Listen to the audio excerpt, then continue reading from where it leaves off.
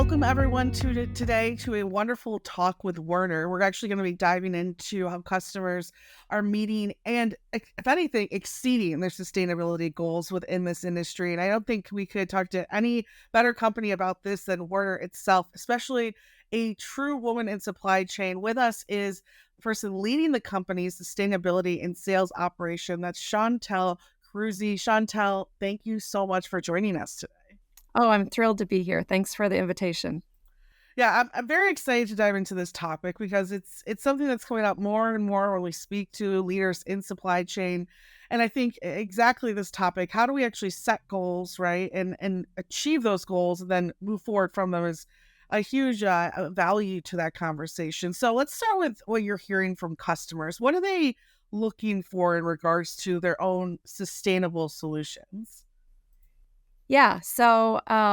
What I would start with is that we're seeing more and more interest in engagement and collaboration around the topic of sustainability. And a big reason for that is that there are a lot of changes that are happening right now in terms of really transitioning from a voluntary world where people, companies are voluntarily reporting to very quickly a mandatory world, right? Where it's going to be required to report.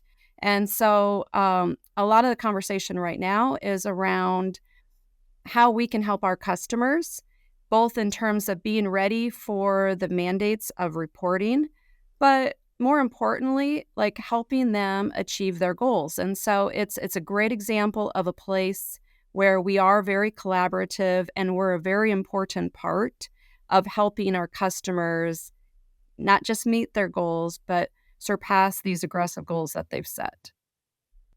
Yeah, I think what's interesting, right, is that reporting mandate and threat towards that. I think that we'll eventually, right, get to the point where that will be mandatory. It's always good to be ahead of the curve, and I think that's what companies are now looking at is how can we set these goals and initiatives ourselves so when they are placed upon us, we're ready to report those. And I think about every partner you could choose to do that. It's your transportation partner. It's where you're probably seeing the most emissions coming out of your supply chain and happy that you're leading that discussion with them as well. How does Werner engage that conversation on an individual basis to support individual sustainability goals? Because I have to imagine not everyone has the same goals across the board. No, and I think that's what makes this a really cool job is that you see companies coming at it at a lot of different ways and in different places in their journey to reduce emissions. And so I guess, as I think through how at Werner we're helping and really being proactive about it is really from the starting place of their RFIs. So if you think about the customers that we work with at Werner Enterprises, a lot of how we interact with them, I guess formally, is through this RFI process that for the most part happens every single year. And, what we've seen is that the large majority of the customers that we work with, they're asking specific questions in terms of what we're doing and how we can help them in terms of reaching their sustainability goals.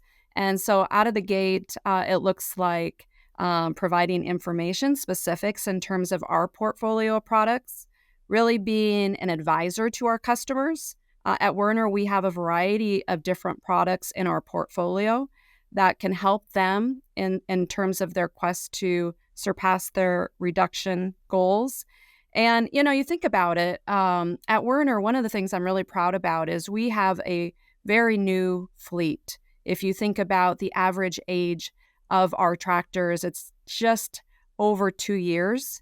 And so to have over 8,400 tractors and have that be the average age, kind of right out of the gate, our decision strategically to have a newer fleet and the investment that we're making, right there helps our customers work with a company that is using the newest technology and the most energy efficient vehicles. Beyond that, though, I think helping our customers understand the other investments that we're making, whether it's testing and developing our own assessment of the variety of different alternatives being brought to the market today. Things like EV trucks, hydrogen, solar, aerodynamic technology that you can put on the trailers. The list is very long, as you know. And so having the conversations of what is the best fit for them, all those solutions aren't one size fits all. It may work for some of the fleets that we work with, some of the customers' freight, but it may not work, right, for longer haul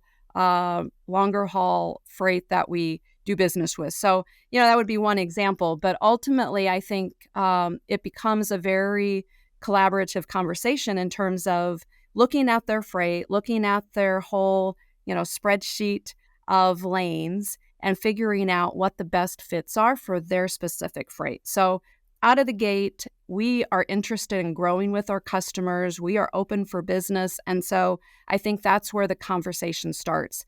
How can we help you? And how does that translate to helping you solve problems, right? Helping you solve your public goals that you've set. And for us, I think it also looks at how do we grow with you, right? As you think through the options that we have available to them.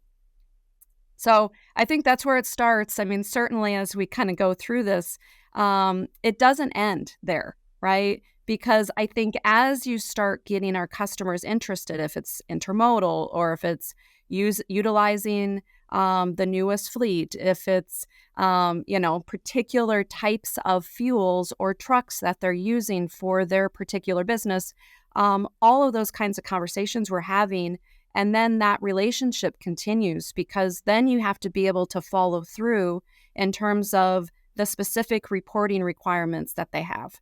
So, I guess what I would say is that we're having a lot of conversations with our customers. And what you find is that you continue to find ways to support each other, right? If you will, and kind of on this journey together.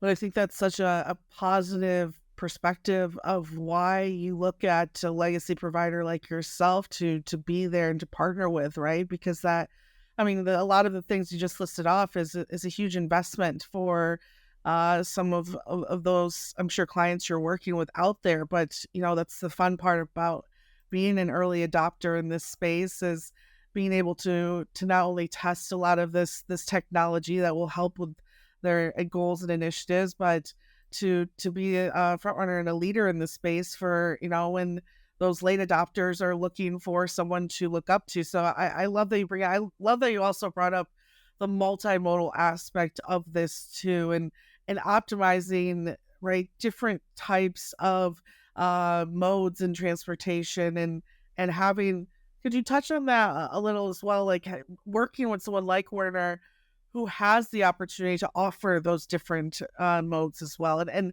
how those can be used in and out for sustainability goals. Yeah, it's powerful. It's powerful to have a whole portfolio of different options. And I think for our customers, they really benefit from that. So like I mentioned, I'm extremely proud of the fact that we have such a young fleet. So, out of the gate, just working with Werner in our one-way and dedicated products, you're getting access to the newest technology that's available in trucking. But beyond that, you go into the portfolio deeper. And, what I would say is even in the traditional one-way and dedicated type of options that we are providing to our customers, we can get very specific in terms of that technology. So we have a customer that we've worked with, and we're using an EV truck for their lane. And it's worked really well. We looked at kind of their full book of business to really figure out how to use that asset in the best way that wouldn't jeopardize service levels, right? It had the capability and length of haul and all the other characteristics, freight characteristics that would fit nicely and still deliver an excellent customer experience. So the service performance still front and center in terms of what we're able to offer. But beyond that kind of traditional, I guess, freight that we would handle, Options like intermodal are another great option. And so, when I think about our intermodal business, I'm really excited about what we're seeing there. And we have a team of experts that can help our customers do something that they've never had to do before. To move an intermodal, now suddenly you're working with a trucking company, but you're also having rail be a big portion most of the time in terms of that total delivered move. And so, being able to answer questions that our customers have and really having full ownership of the requirements of that move is something that we sign up for. So we don't just hand it off when you come to Werner, because in a lot of cases it is very new and something our customers maybe don't have quite the comfort level with. We're able to really help them understand and work through all of those, what I would call ramp up and engagement kind of questions, right? As you're comfortable with that mode being the solution for your freight.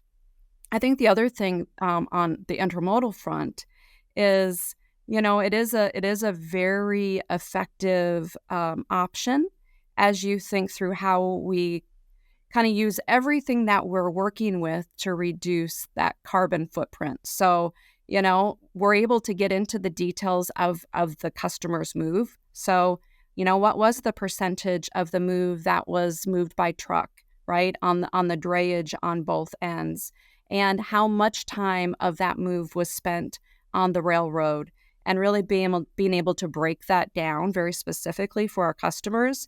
We're very capable and willing and wanting to provide that level of transparency and detail, which I think helps build the trust for that product.